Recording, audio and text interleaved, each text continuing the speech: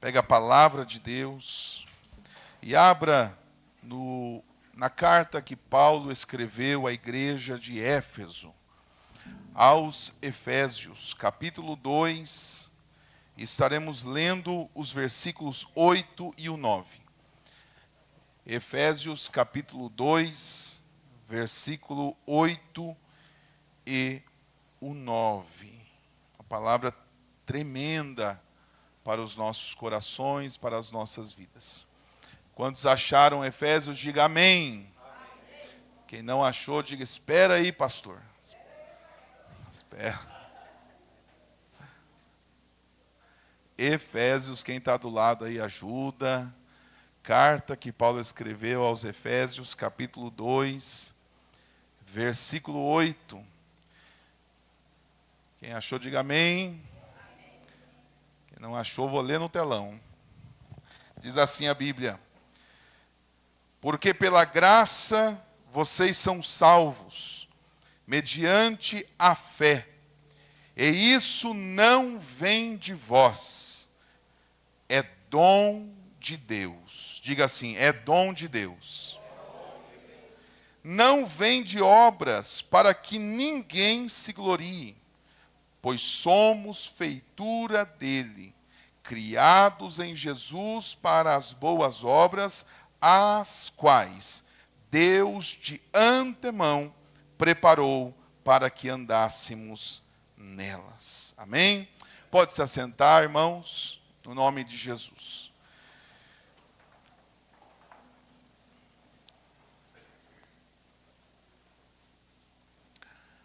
Meus irmãos, nessa última sexta-feira, no dia 31 de outubro, nós nos lembramos e comemoramos o dia da Reforma Protestante. Um dia muito especial para nós cristãos. Como tudo, o mundo tenta macular, manchar e colocar uma data como o dia do Halloween. Mas nós que somos cristãos, filhos de Deus, igreja do Senhor, nós temos esta data tão importante para nós como o dia da Reforma Protestante. Esse dia, nós precisamos voltar um pouco no livro dos Atos dos Apóstolos, aonde o livro dos Atos é o livro histórico da igreja, é o livro da história da igreja. E ali vemos os apóstolos, os discípulos, sendo batizados com o Espírito Santo e cumprindo a promessa que Jesus disse que eles receberiam o poder de Deus ao descer sobre eles o Espírito Santo. Então, eles cheios do Espírito Santo, eles seriam então testemunhas de Jesus em Jerusalém, em Judeia, em Samaria e até os confins da terra. Essa palavra se cumpriu, ela gradativamente no livro dos Atos nós vemos o povo de Deus espalhando-se para outras regiões e o povo de Deus levava consigo a palavra, levava consigo a mensagem da cruz, a mensagem do Evangelho, a mensagem de Jesus. E as pessoas começaram então a serem salvas pelo poder da palavra de Deus. Paulo vai dizer que aprove o Senhor salvar as pessoas pela loucura da pregação. A palavra da cruz, ela é loucura para os que perecem, mas para nós que somos salvos, ela é o poder de Deus. Então esta mensagem, eles foram fidedignos, foram fiéis à palavra, à pregação do Evangelho. E as pessoas, ao ouvirem a palavra do Evangelho, a palavra das boas novas, que nós estávamos perdidos, mas Deus fez um plano de salvação. E este plano de salvação é o Senhor Jesus, Ele é o Cristo, Ele é o Messias prometido no Antigo Testamento. E todos quantos creem na palavra de Deus, Todos quantos creem em Jesus Cristo serão salvos. Esta fé brotada no coração das pessoas pela pregação. Porque a Bíblia diz: como hão de crer se não há quem pregue? Como irão crer se não há ninguém que ensine a palavra? Então a pregação vinha como uma bomba no coração das pessoas que se arrependiam do seu pecado original, pois estavam afastados de Deus e se aproximavam. A igreja então nasceu ali e ela foi tremendamente perseguida. No livro dos Atos ele termina no capítulo 28, mas um livro inacabado, um livro sem conclusão, um livro sem considerações finais, porque a história continua. Nós estamos registrando versículos de Atos 29. Nós estamos continuando esta história até a vinda de Jesus. Estamos cumprindo a palavra de Deus. Estamos aqui na terra com um propósito. Deus não nos chamou para um parque de diversão. Deus não nos chamou para sermos apenas seguidores de um movimento qualquer. Mas Deus nos chamou para ser sal da terra, luz do mundo e embaixadores do reino de Deus. Então a igreja, ela continua fazendo esta obra. E a igreja naquele início foi perseguida, cristãos morriam pela causa, morriam como mártires.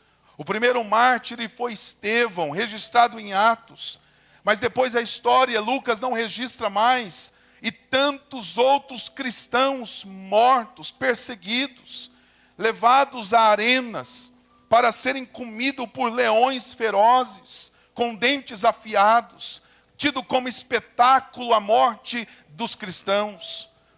Pessoas que eram presas, jogadas a masmorras, pessoas que eram decapitadas, crucificadas, apedrejadas, como todos os discípulos de Jesus morreram de forma trágica, cruel, sanguinária. Apenas João, que foi o último dos apóstolos, não morreu de morte assim, mas todos os outros morreram pelo amor ao Evangelho. Não tiveram uma vida fácil, não tiveram uma vida de privilégios, não tiveram uma vida de facilidades. Por crer em Jesus, eles foram transpassados. Por crer em Jesus, foram crucificados de cabeça para baixo, crucificados em forma de X. Pessoas foram arrastadas pelas ruas para parar o crescimento daqueles que eram os cristãos. Cristãos era um termo pejorativo, era um termo de tirar sarro, era um termo de gozação. Aqueles são cristãos, são seguidores de Jesus Cristo.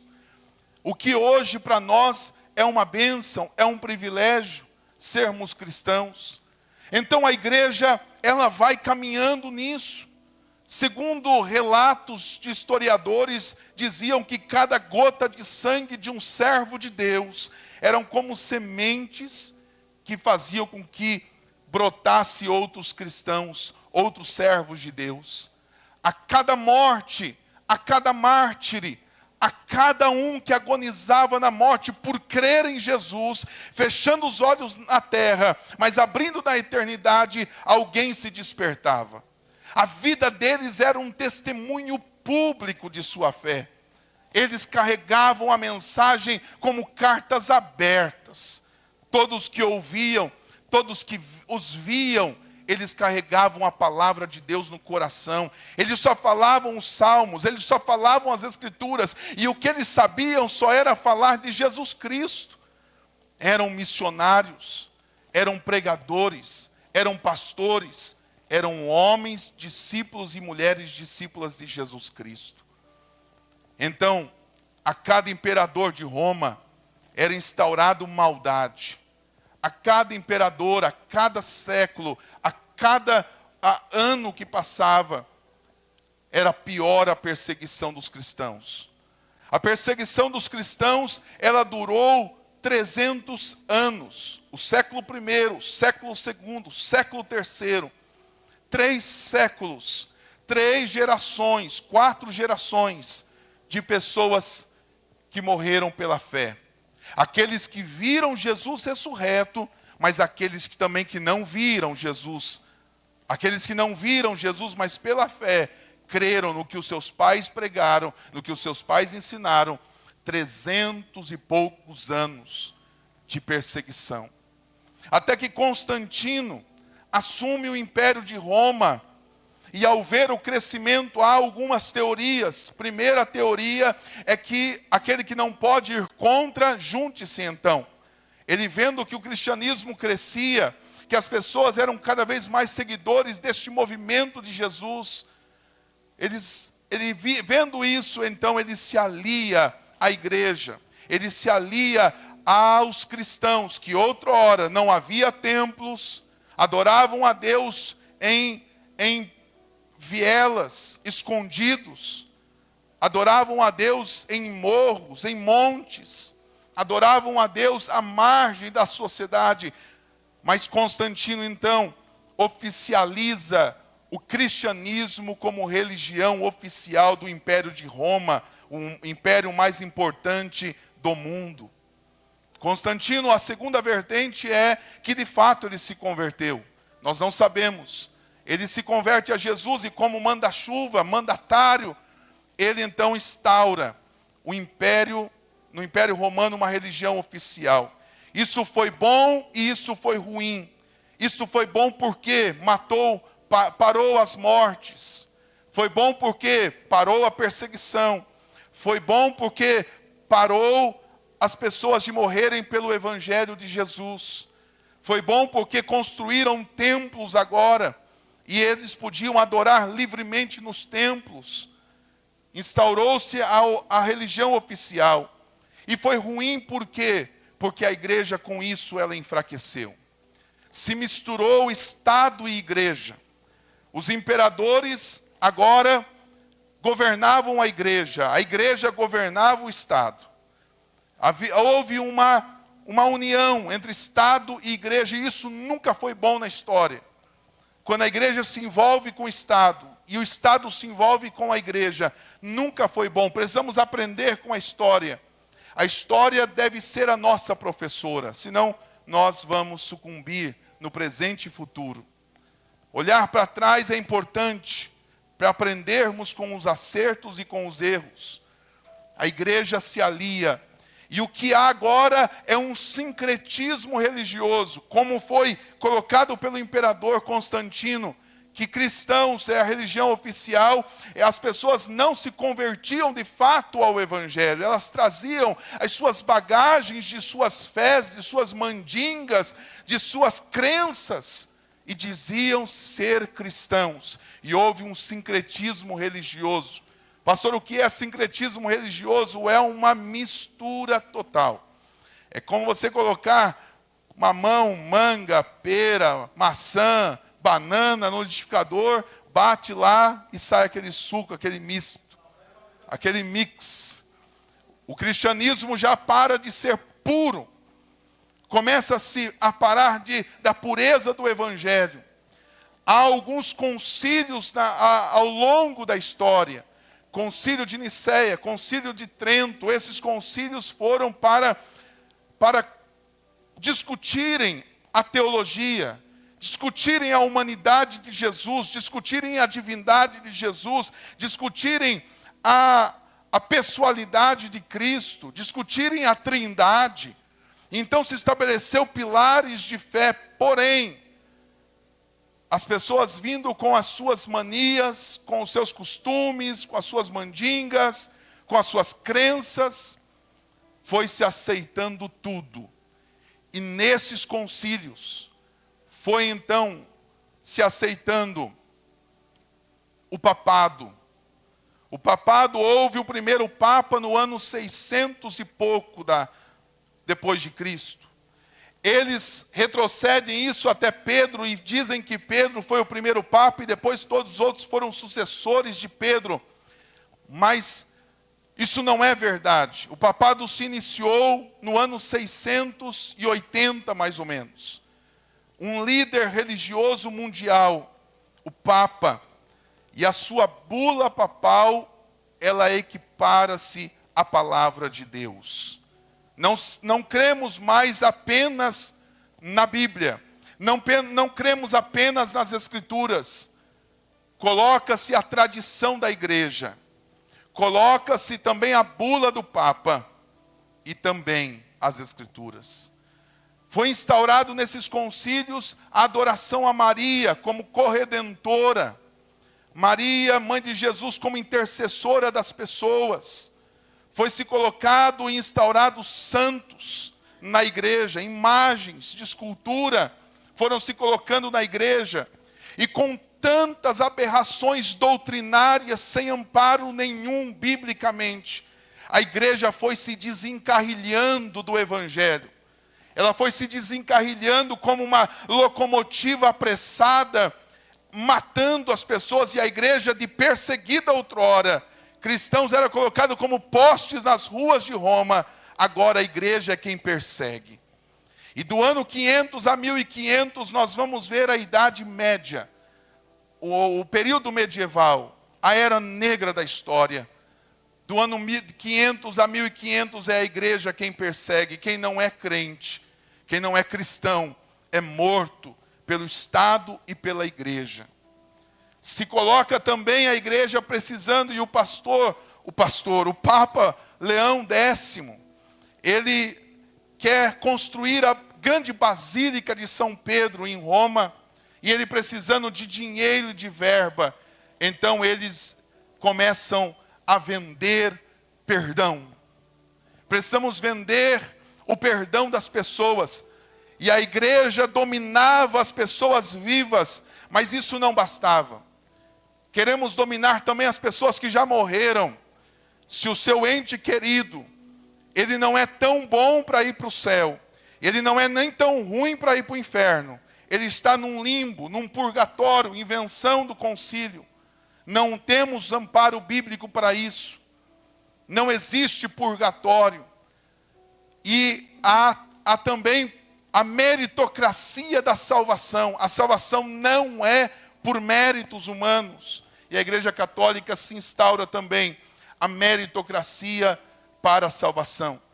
Então eles dizem, o seu ente querido, sua mãe, seu avô, sua avó, seu tio, ele não é tão bom para ir para o céu, e nem tão ruim para ir para o inferno, mas você pode ajudá-lo.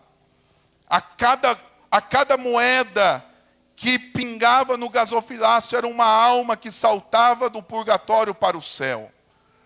Então começa a se vender missas, missa de corpo presente, missa do 7º dia, missa do 30º dia, e quanto mais as pessoas tinham dinheiro, até perdão vitalício. Venderam terrenos no céu, e a igreja se enriquece.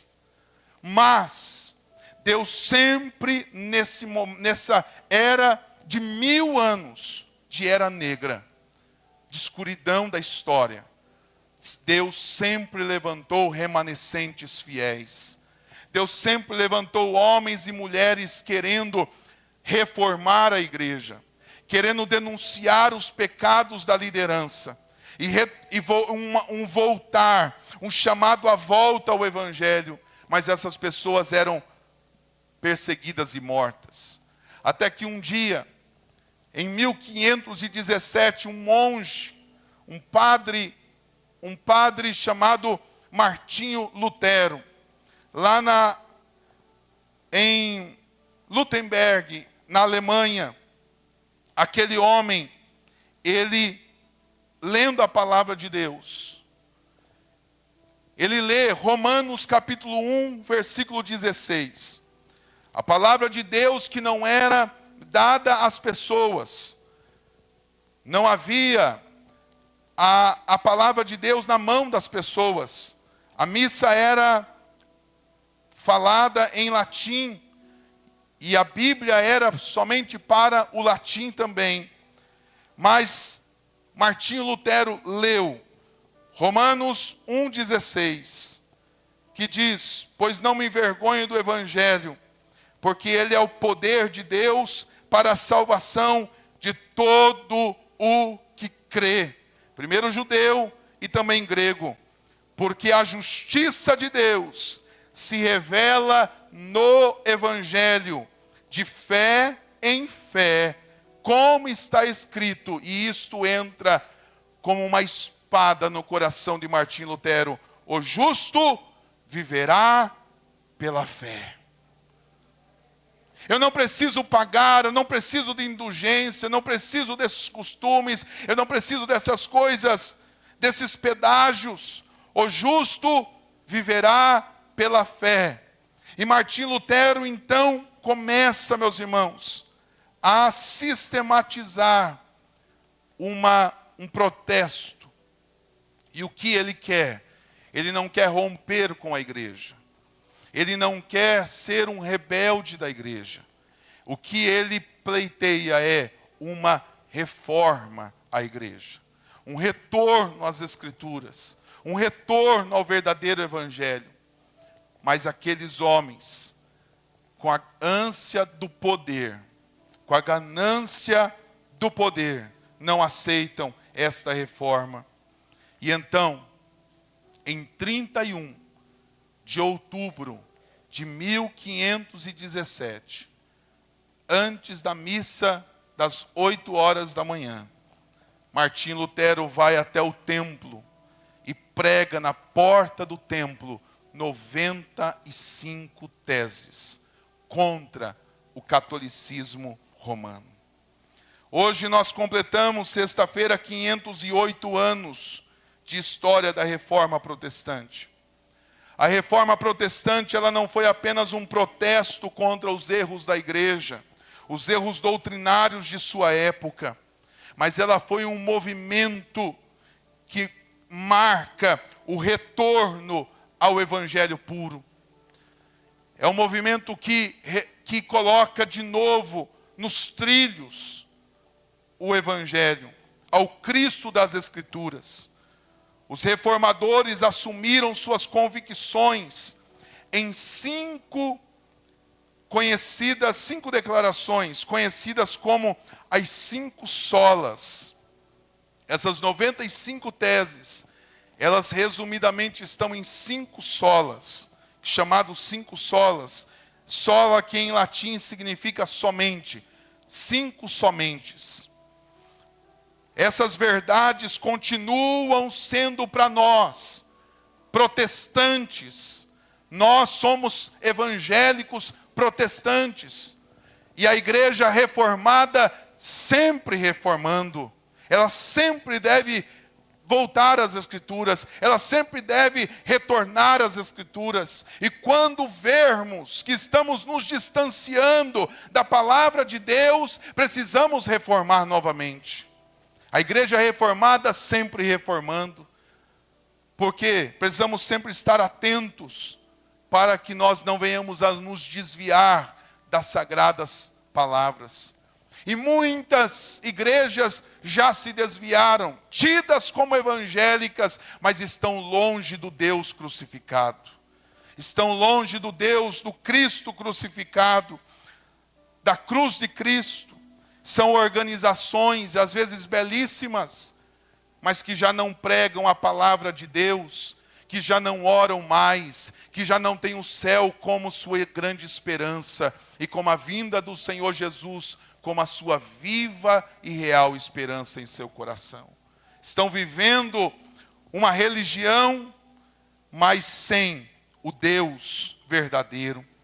Essas verdades continuam sendo para nós um farol da igreja de hoje, lembrando-nos de que a salvação para as nossas vidas, ela é totalmente uma obra de Deus, e para a glória de Deus. A salvação é totalmente uma obra de Deus, para a glória de Deus. E eu gostaria de, nesta noite, meditar sobre cada um desses pontos das 5 solas, das 5 somente. A primeira é a tida como sola scriptura, que significa somente a Escritura. Lutero vai dizer não ao homem. Ninguém está acima da palavra de Deus. Ninguém está acima, nem padre, nem pastor, nem bispo, homem algum, mulher alguma está acima da palavra de Deus. Somente as Escrituras. Nós só vamos seguir a Bíblia. Está na Bíblia, seguimos. Não está na Bíblia, não seguimos. Não há tradição, somente as Escrituras. Não é a igreja quem chancela as Escrituras, mas é as Escrituras que levantam a igreja. É as Escrituras que reafirmam a igreja. É as Escrituras que valorizam a igreja. Por isso não é a igreja quem chancela as Escrituras. Olha o texto bíblico em 2 Timóteo. Paulo escrevendo ao seu discípulo, o pastor Timóteo, no capítulo 3, no versículo 16 e 17, diz assim: toda a Escritura, ela é inspirada por Deus e útil para o ensino, para a repreensão, para a correção e para a instrução na justiça. A reforma começou com uma descoberta, a descoberta da autoridade máxima da palavra de Deus. Irmãos, a Bíblia é para nós o único manual de regra, de fé e de prática. É as Escrituras sagradas. Naquele tempo haviam as tradições humanas tomado lugar da palavra de Deus. Mas para nós, somente as Escrituras é a infalível voz de Deus. Aqui está a palavra de Deus. As Escrituras ela é e ela contém a palavra de Deus. Não precisamos de revelações novas. Não precisamos de revelações extras. Não precisamos de tradições humanas para reconhecer essa autoridade. Se algo não está de acordo com a palavra, deve ser rejeitado. Um padre esses dias disse, esta pergunta, onde está na Bíblia, é de protestante, de fato. Essa é a pergunta de um protestante. Onde está na Bíblia? Onde está na Bíblia? Porque a Bíblia, ela é para nós o único manual de regra, de fé e de prática. Um cristão maduro é aquele que examina toda a luz da Bíblia. Atos 17:11. Atos 17:11. Vemos os cristãos. Diz assim: ora, estes foram os mais nobres do que os que estavam em Tessalônica, porque de bom grado receberam a palavra. E o que diz? Examinando cada dia nas Escrituras se essas coisas eram assim. Esses crentes eram os crentes de Bereia. Os crentes de Bereia eram mais nobres do que os crentes de Tessalônica, porque os de Tessalônica aceitavam tudo. Os de Bereia, eles confirmavam na palavra de Deus. Queridos, nós precisamos andar na palavra. O dia que sairmos da palavra, sucumbimos na nossa vida. O dia que sairmos, o dia que um pastor sair da palavra de Deus e pregar uma outra coisa, ele está desviado do seu propósito. Nós não temos inovações, não podemos inventar a roda. Precisamos pregar a Bíblia. Ela é a palavra do Senhor para as nossas vidas e ela é sempre atual. Não precisamos de inovações. Essa é a primeira sola. A segunda é chamado como sola fide, somente a fé. Olha o que diz a Bíblia. Em Romanos capítulo 5, versículo 1. É a Bíblia. Romanos capítulo 5, versículo 1. Sendo, pois, justificados pela fé, temos o quê? Paz com Deus. Não temos a paz de Deus, temos a paz com Deus. É por meio da fé. É por meio da fé em Jesus Cristo que nós somos religados, enxertados na videira verdadeira. É somente a fé em Jesus Cristo. Na época da reforma, muitos ensinavam que a salvação vinha por meio de obras, vinha por meio de indulgências e vinha por meio de méritos humanos. Não, voltemos à palavra, Romanos 5:1. Nós só somos justificados pela fé, e nós temos paz com Deus por nosso Senhor Jesus Cristo. A Bíblia ela é clara, somente a fé em Jesus é que nos justifica diante de Deus. O que é sermos justificados? É sermos perdoados do nosso pecado.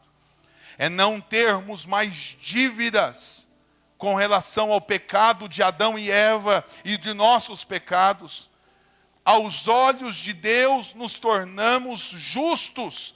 Na realidade, Deus nos declara justos. Por isso somos justificados pela fé em Jesus Cristo. E aí nós restabelecemos a comunhão com Deus.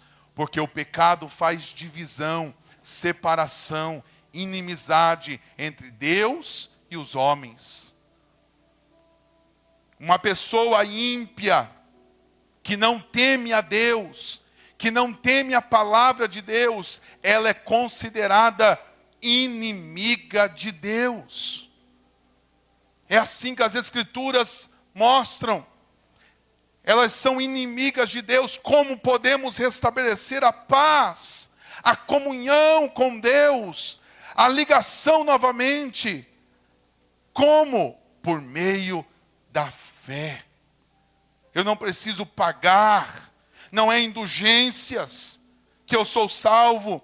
Nós lemos aqui Efésios 2, a salvação é pela fé, isso não vem de vós, é dom de Deus, não vem de obras para que ninguém se glorie. Por isso, somente a fé é um instrumento, ela não é a causa da salvação, ela é um instrumento da salvação. Ela não é uma obra que fazemos para merecer o favor divino, mas a mão que recebe o presente gratuito de Deus. A fé é isso, é crer e receber a salvação gratuitamente aos olhos do Senhor. Quando o pecador crê em Cristo, ele é declarado justo, não pelos seus méritos, mas pelos méritos de Jesus. É pelos méritos dele. É por isso que tomamos a ceia. É por isso que partilhamos do pão e do sangue de Jesus Cristo. Porque reconhecemos que nós não podemos nos salvar. Reconhecemos que não há nada que podemos fazer para ser salvos. Reconhecemos que o mérito é de Deus. O mérito é de Cristo. Foi Ele quem pagou o preço pelo meu e o teu pecado. Isto é fé.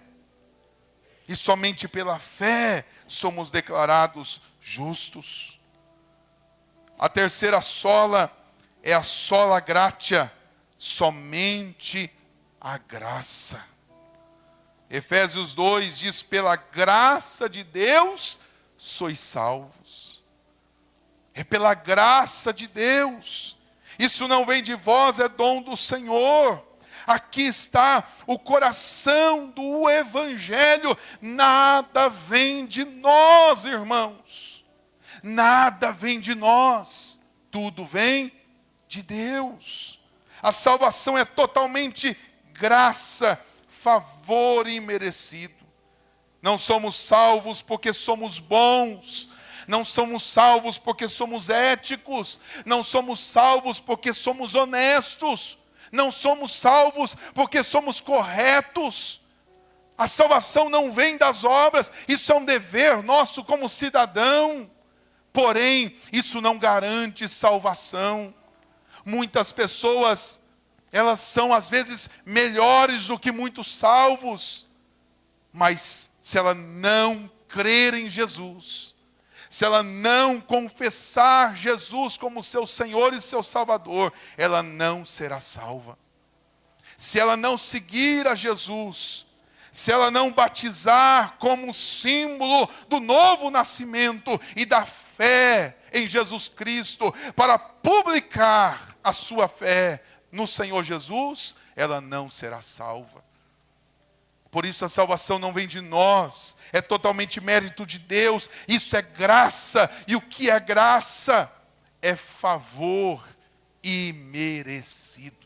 É um favor que eu não mereço. Quando reconheço que não mereço, eu sou mais apaixonado por Deus. Eu amo mais a Deus, porque Ele me alcançou pela sua graça. Eu não mereço. Quando há méritos em nós, irmãos, às vezes somos arrogantes, presunçosos, soberbos. Eu ganhei, eu mereci. Mas o cristão, ele não ganha nada pelos seus méritos, porque os nossos méritos, na verdade, são deméritos. Somos pecadores, estamos afastados de Deus, não há nada em nós de bom, a não ser a presença de Deus em nossas vidas. Deus não nos aceita por nós mesmos, Deus só nos aceita em sua presença, quando nós vamos em nome de Jesus. É por isso que toda oração diz: Senhor, eu estou aqui em nome de Jesus. É por isso que nós falamos em nome de Jesus. Em nome de Jesus não é um mantra, não é um código, não é uma palavra solta, não é uma palavra de poder no sentido de emanar graça, não. É uma representatividade de Deus. Eu estou aqui não por mim, eu estou aqui em nome de Jesus. E Deus me aceita, porque eu estou ali em nome de Jesus. Não há nada em mim, não há nada em nós de bom para Deus. Somos pobres, cegos, pecadores. E tudo que fazemos é em ingratidão. Por isso, quando entendermos a graça, viveremos em santidade. Quando entendermos o favor de Deus, viveremos em amor a Deus. Certo pastor, ele fez uma seguinte oração, muito corajosa. E a oração dele foi: Deus, se eu te sirvo porque quero herdar o céu, nunca me faça entrar nele. Se eu te sirvo por medo do inferno, faça-me arder a eternidade. Mas se eu te sirvo em amor, que todas as tuas palavras se cumpram em minha vida. Será que nós servimos a Deus em amor, em gratidão ao que Deus fez por nossas vidas? Quando entendermos a graça, o favor imerecido, nós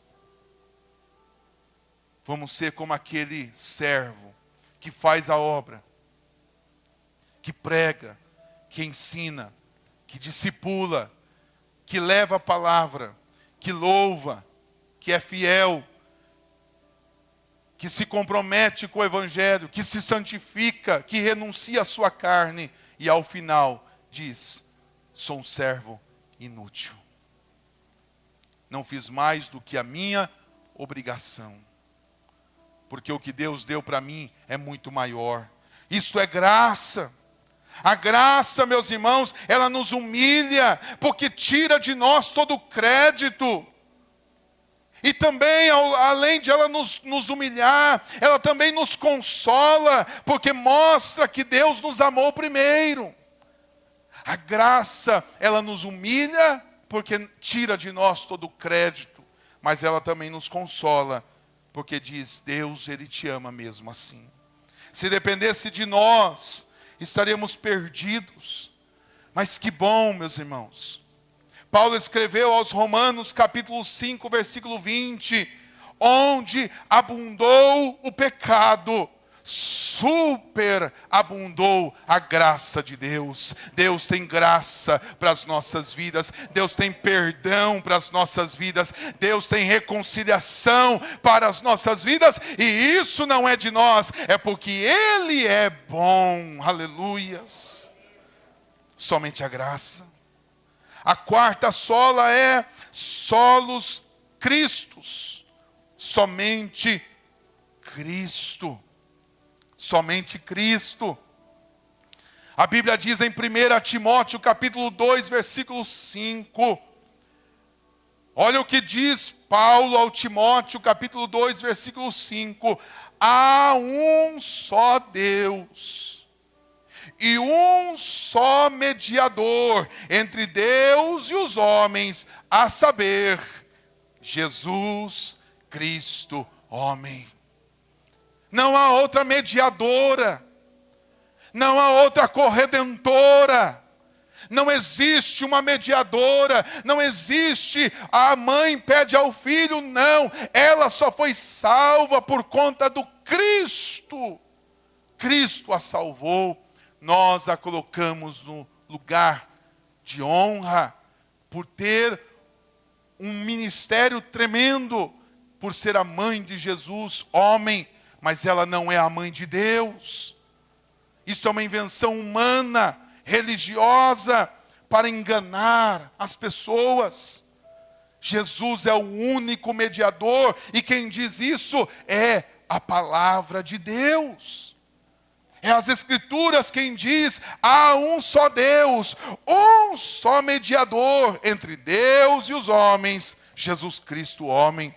Os reformadores proclamaram com coragem. E qual era a proclamação dos reformadores? Cristo é suficiente. Ele é suficiente, é só Jesus. É só Jesus. Não precisamos de santos, não precisamos de sacerdotes ou intermediários humanos. Ele é o único mediador. O véu rasgou. O acesso foi nos dado à presença de Deus por intermédio de Jesus. Quando Jesus disse em João 19:30, na cruz pendurado, ele diz: está consumado. E ele entrega então a sua alma e ali morre, pagando pelo meu e o teu pecado. Naquele momento, irmãos, no exato momento em que o nosso Senhor Jesus, na cruz, ele diz: está consumado. No templo, o véu rasga de alto a baixo. O véu que só dava poder ao sacerdote para entrar. Era um sinal de Deus. O véu está rasgado.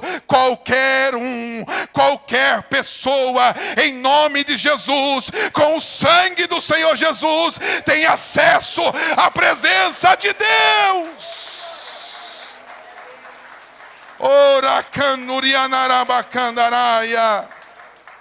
Glória a Deus. A salvação está terminada. Nada pode ser acrescentado a isso. Não tem Jesus mais alguma coisa, é só Jesus. Não tem Jesus e o sábado, não, é só Jesus, ele é o sábado. Não tem Jesus e Maria, não, é só Jesus. Não tem Jesus e a igreja, não, é só Jesus. Não tem Jesus e o batismo, é só Jesus. Não tem batismo e dízimo, não tem Jesus e dízimo, é só Jesus. Só Jesus. Se eu acrescento algo em Jesus, isso é heresia. Só Jesus. É Ele que salva. É só Ele. Todo que crê em Jesus tem acesso direto ao trono da graça. Você precisa entender isso. Porque precisamos da igreja. Porque aqui nós nos ajudamos. A igreja, ela não tem um fim em si mesmo. Nós, como irmãos em Jesus, há um ajuntamento para nós ceiarmos. Para nós edificarmos uns aos outros. Quem tem um salmo canta, quem tem palavra prega, quem tem conselho aconselha, quem tem ensino ensine. Exerça os ministérios, é um corpo de Jesus. Nós somos membros. Ele é o cabeça.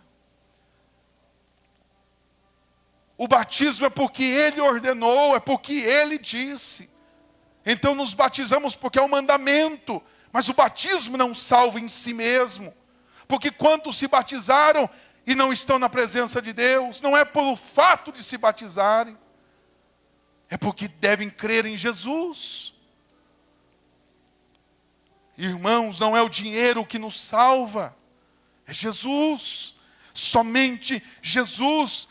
E Martim Lutero, junto com João Calvino, junto com Zwinglio e tantos outros reformadores e pós-reformadores, afirmaram categoricamente: só as Escrituras, só a fé, só a graça e só Jesus. E quinto e último lugar, só lhe deu glória. O que isso significa? A glória somente a Deus. Deus não divide sua glória, meus irmãos. Deus não divide sua glória. Romanos capítulo 11, versículo 36. Romanos, Paulo escrevendo à igreja de Roma, capítulo 11, versículo 36. Porque dele, porque ele e para ele são todas as coisas. Glória, pois, a ele eternamente. Amém. A glória é somente a Deus. A glória não é do homem. A glória não é de alguém que se levanta. A glória é somente a Deus. Nós não podemos pegar a glória para nós, irmãos. A glória é a Deus. Tudo que Deus faz tem um propósito, a sua glória. A salvação não é para o homem que se exalta. A salvação não é para a mulher que se exalta, mas para que Deus seja engrandecido. Tudo é para que Deus seja engrandecido. A vida do cristão deve refletir a glória de Deus. A vida do cristão deve bater aqui a glória e ela ser como espelho. Ela deve refletir a glória de Deus. Deve tudo apontar para Deus. É Deus quem fez, é Deus quem faz, é Deus, a glória de Deus. Como Deus é maravilhoso, como Deus é bom. Eu não sou bom, eu não tenho nada, mas Deus é bom. Eu sou um pobre, eu sou miserável, mas Deus é bom. É a Deus a glória dele.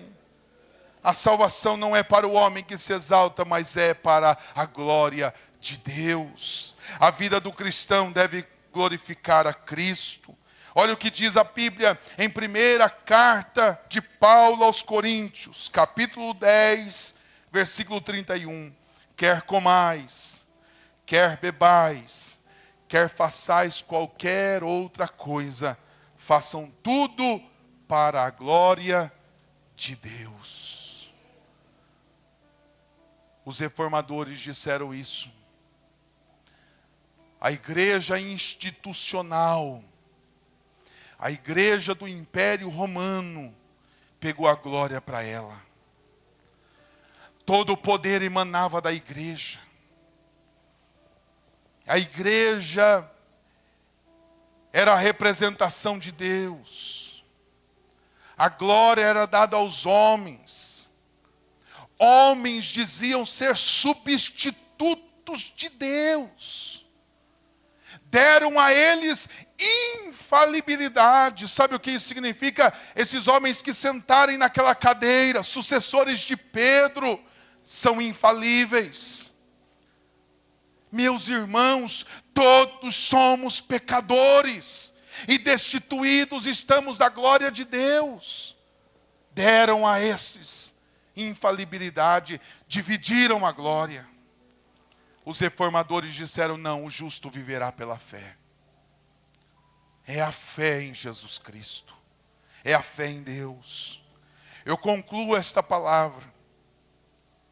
Chamo o ministério de louvor. As 5 solas são um resumo poderoso da fé cristã. Somente as Escrituras, nossa autoridade.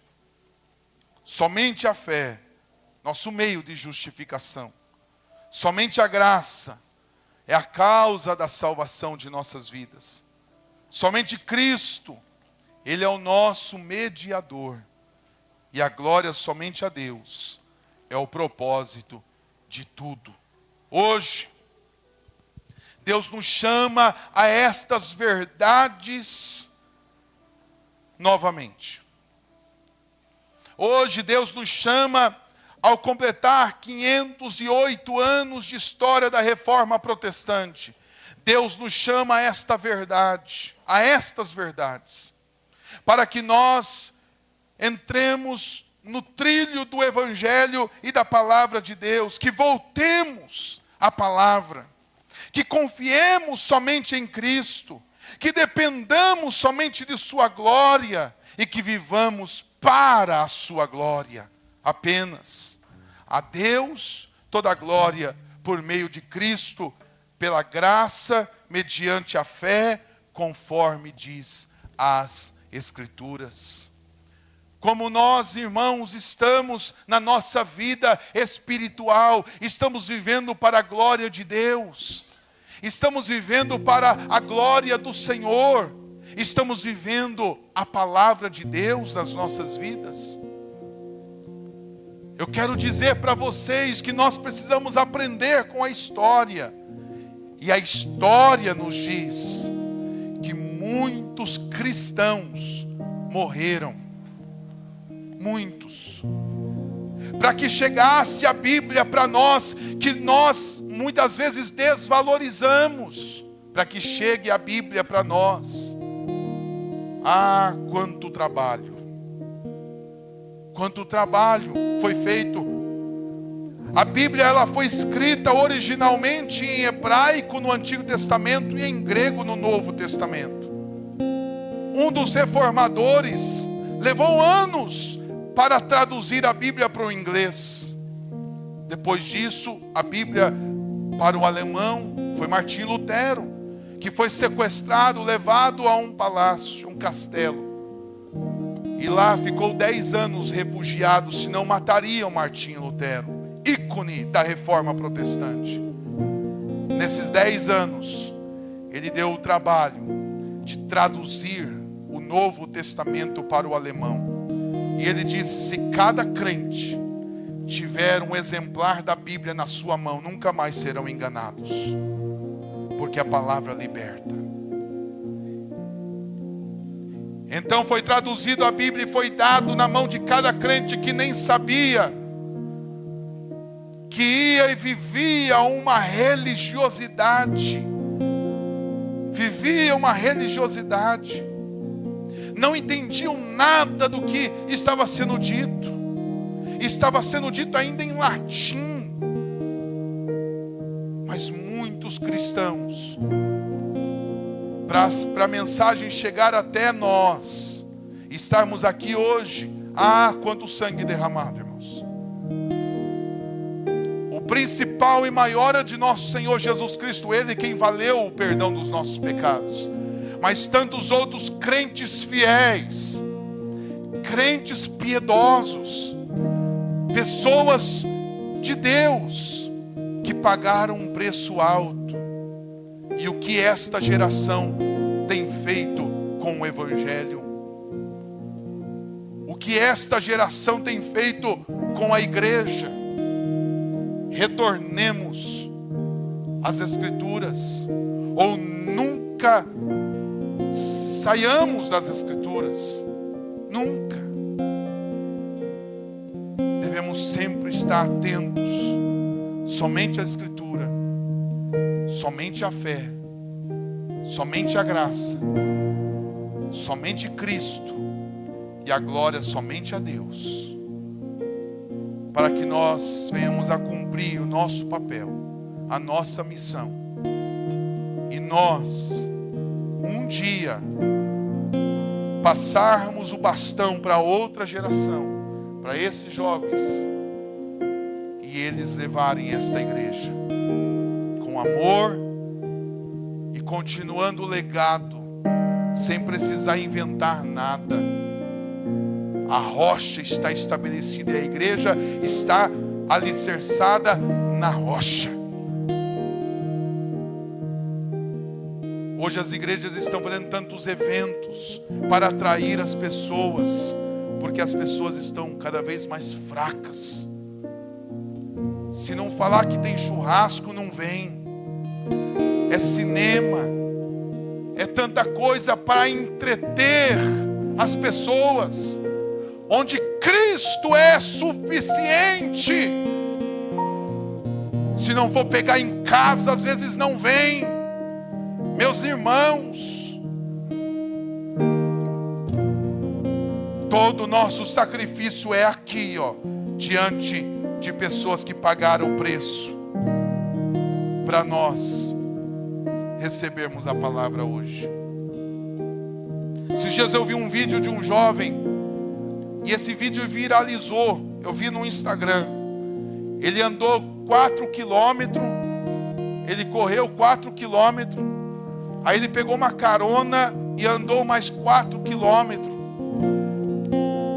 Aí depois ele foi no culto, ele cantou no culto, depois ele voltou, e a carona deixou ele, 4 quilômetros, deixou ele, e depois ele pegou e andou de novo na sua casa mais 4 quilômetros. E ele foi correndo. Aí todo mundo lá, é louvável, que maravilha. E realmente nos dias de hoje, isso é louvável. Nos dias de hoje, aonde tem uma facilidade tremenda, e as facilidades fazem nos perder a noção. As facilidades. Isso aí é fichinha, isso é louvável hoje. E eu aplaudo este jovem. Mas isso é fichinha para o que os nossos irmãos em Jesus Cristo, alguns anos atrás, passaram. Foram postes das ruas de Roma, ateados fogo para iluminar as praças. Nega Jesus? Não vou negar. Eram ateados fogo, vivos, comidos por leões ferozes, por não negar Jesus Cristo. Hoje se nega por qualquer coisa. Hoje se nega por qualquer situação. Qualquer coisa, não vem à igreja, não vem ao culto. Queridos, como devemos valorizar as coisas. Mas este é o preço dessa geração de hoje.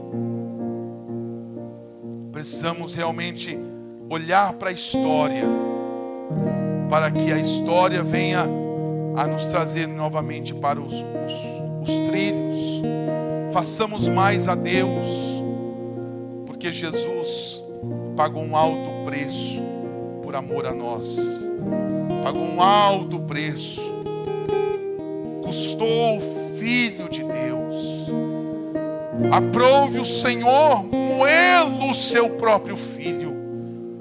As chibatas, as humilhações, a coroa de espinho que cravou na sua cabeça, a cana que o bateu, a capa dizendo, e a zombaria, tu és o rei.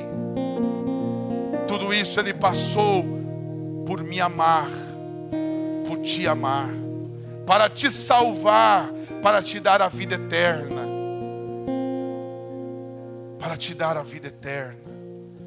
Que como igreja assumamos esta responsabilidade e anunciemos esta palavra, porque ela é boa e fiel. A palavra de Deus, a pregação do Evangelho. Hoje, para atrair uma pessoa para a igreja,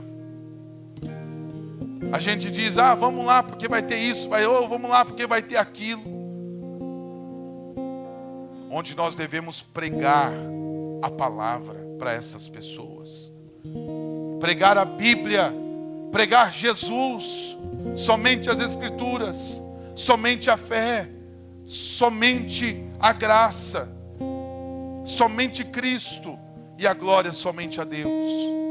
E retornamos a este Evangelho puro e simples. Vamos ficar de pé em nome de Jesus.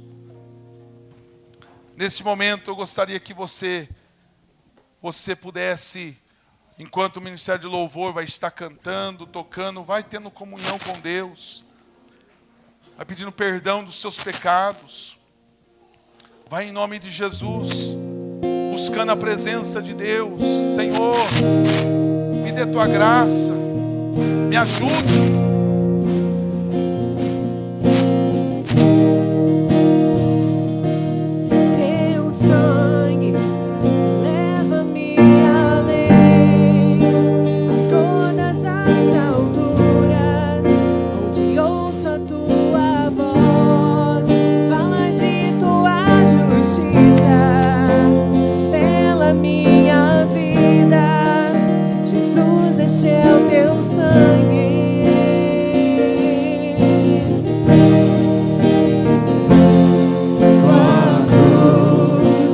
Mostra tua graça, fala do amor do Pai, que prepara para nós um caminho para Ele, onde eu posso me achegar somente pelo sangue.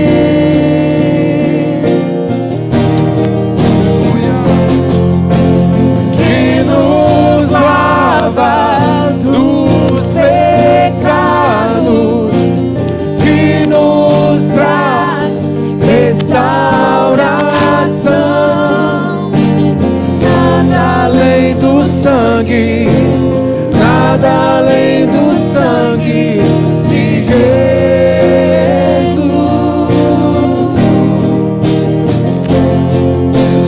que nos faz brancos como a neve, aceitos como amigos de Deus. Nada além do sangue, nada além do sangue de Jesus.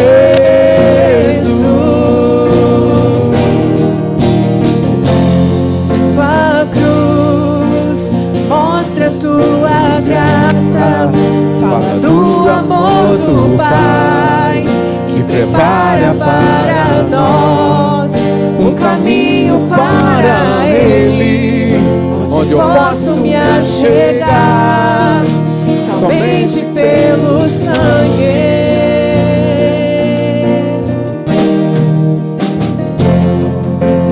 Que nos lava dos pecados,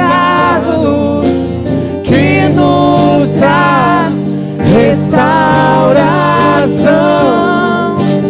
Nada além do sangue, nada além do sangue de Jesus.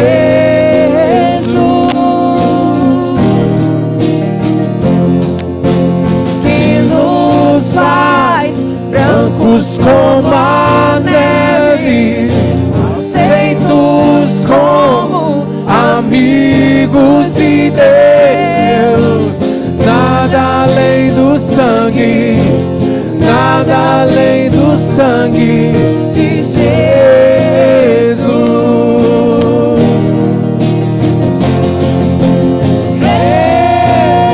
Eu sou livre.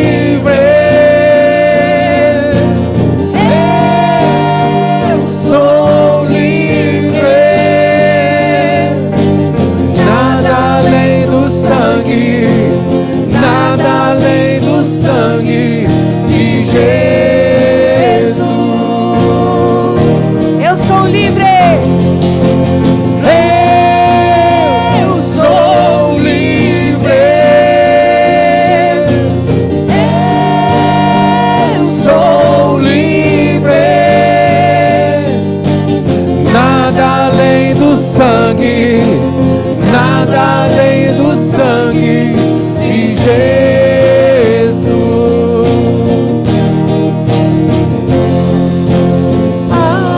Algo mais que a neve, algo mais que a neve, sim, nesse sangue lavado,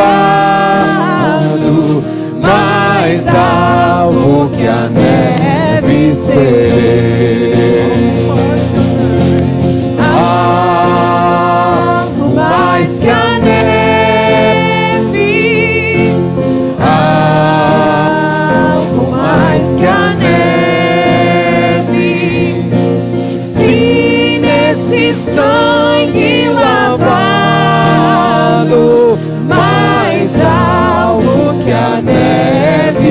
ser.